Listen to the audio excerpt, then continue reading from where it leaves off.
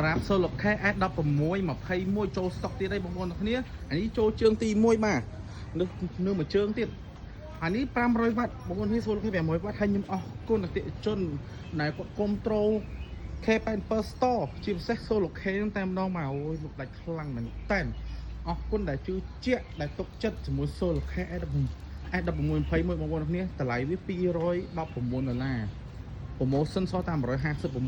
ប្អូនគ្នាដឹងមិនអត់សំឡេងវា320 វ៉ាត់ full ហើយជ្រៀងក៏ពីរោះចាក់ក៏ពីរោះសំខាន់ឧបករណ៍របស់វាបងប្អូនគ្នាមើលតាមជាក់ស្ដែងបងប្អូនគ្នា2 4 6គ្រាប់អូហូយបាទអានេះ subwoofer 2គ្រាប់បុកឡង្គើបងប្អូនគ្នា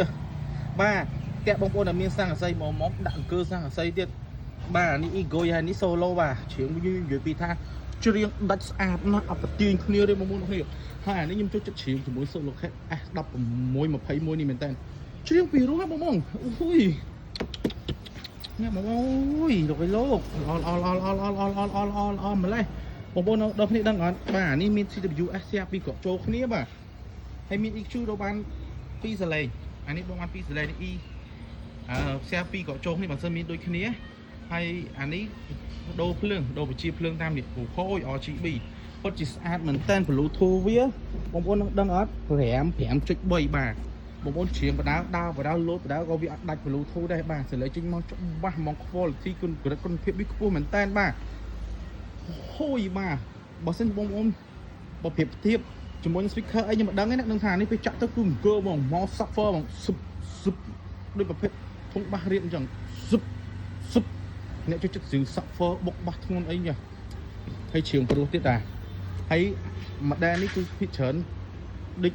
ទិញមកគ្រាប់ហើយបងប្អូនទិញមកគ្រាប់ហើយដឹងមានមិត្តភ័ក្ដិបងប្អូនទិញតតាមគ្នាតែម្ដងដោយសារគុណភាពវាល្អហើយសម្លេងធូរហើយកម្រិតគុណភាពសម្លេងគឺខ្ពស់មែនតើបាទហើយសម្បូរជាងគេលោកតាលោកយាយគាត់ទិញទៅដឹងមិនអត់គាត់ថាស្រួលប្រាមែនតើដោយសារតែមុខងាររបស់វាគេចង់ឲ្យស្រេចមកឲ្យបងប្អូននេះបើតែមីក្រូជាងយកតែម្ដងអត់ពិបាកក្នុងការសេរីអូតូម៉ាទិកទាំងអស់និយាយទៅទំនើបមែនតើអញ្ចឹងបងប្អូនអរគ្នាចង់ដឹងសលេងអីបងប្អូនគ្នានៅចិត្តហ្នឹងឬក៏នៅក្នុងក្រុងក៏ដោយបងប្អូនគ្នាអាចដល់ទីតាំងហាងផ្ទាល់ក្បាលដែរបាទ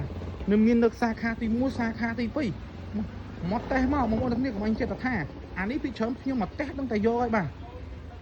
អូខេបាទបាទបិទ